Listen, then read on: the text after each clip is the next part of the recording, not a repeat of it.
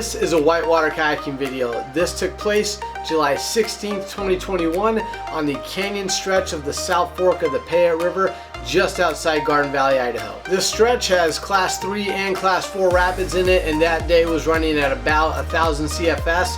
I have put timestamps and names of each rapid in the description of the video, as well as the timeline of the video if you want to skip to each one.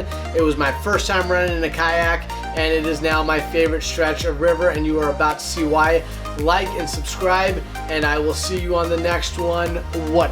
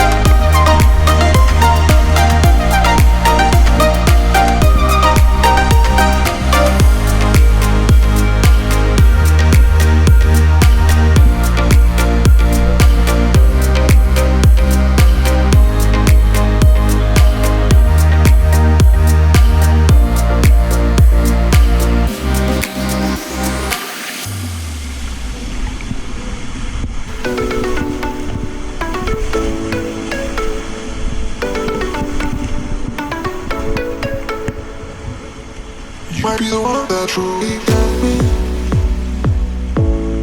I feel it too. Might be the one that truly got me. I feel it too.